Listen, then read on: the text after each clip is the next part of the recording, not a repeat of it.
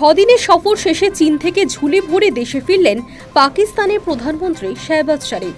SCO সম্মেলন দিয়ে যে সফরের সূচনা হয়েছিল তা শেষ হল চীনা প্রধানমন্ত্রী এবং তথ্য প্রযুক্তি মন্ত্রীর সঙ্গে পৃথক বৈঠকে। চীনা বিনিয়োগকারীদের সঙ্গেও বৈঠক করেছেন শাহবাজ। দাবি, বৈঠক সদর্থক হয়েছে।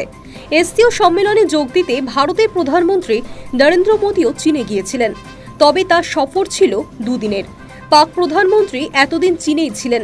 বৃহস্পতিবার রাতে তিনি পাকিস্তানে ফিরেছেন।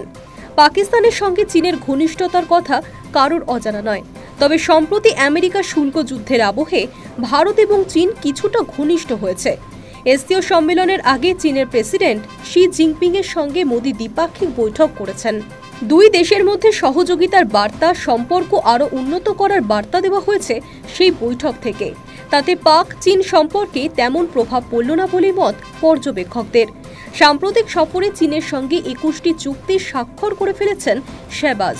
প্রায় ৭৪,০০০ কোটি টাকার বাণিজ্যিক সমঝোতা হয়েছে দুই দেশের মধ্যে। এছাড়া চীন পাকিস্তান অর্থনৈতিক করিডর প্রকল্পের দ্বিতীয় দফার আনুষ্ঠানিক সূচনাও হয়েছে। পাকিস্তানের সংবাদ মাধ্যম ডন জানিয়েছে, সিপিএসি ছাড়াও চীনের সঙ্গে বিজ্ঞান, প্রযুক্তি, তথ্য, বিনিয়োগ, কৃষি প্রভৃতি বিষয়ে বিবিধ চুক্তি হয়েছে। সফরের শেষ দিনে শাহবাজ দেখা করেছেন চীনের প্রধানমন্ত্রী লি কিয়াং এর সঙ্গে। তারপর চীনা বিনিয়োগকারীদের সঙ্গেও বৈঠক করেন। পাকিস্তানের মাটিতে আরও বেশি করে বিনিয়োগের জন্য তাদের আহ্বান জানিয়েছেন শাহবাজ।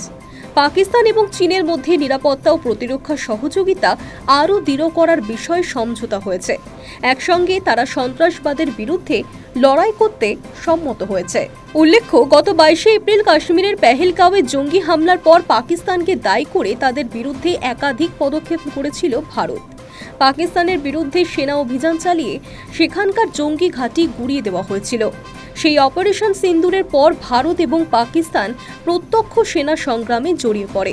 টানা 4 দিন সংঘাতের পর দুই দেশ সংঘর্ষ বিরতিতে সম্মত হয়। এই সময় চীনকে পাশে পেয়েছিল পাকিস্তান। চীনের অস্ত্রই তারা ভারতের বিরুদ্ধে ব্যবহার করেছিল, কিন্তু আমেরিকা ভারতের পণ্যে 50% শুল্ক আরোপের পর চীনের সঙ্গে ভারতের ঘনিষ্ঠতাও বৃদ্ধি পেয়েছে। আমেরিকার বিকল্প হিসেবে বাণিজ্যের জন্য ভারতের ব্যবসায়ীদের আহ্বানও জানিয়েছে বেজিং। ফলে পাক চীন ঘনিষ্ঠতা নয়াদিল্লিতে চিন্তায় রাখবে বলে মত ভূ রাজনৈতিক বিশেষজ্ঞদের একাংশের। High news network.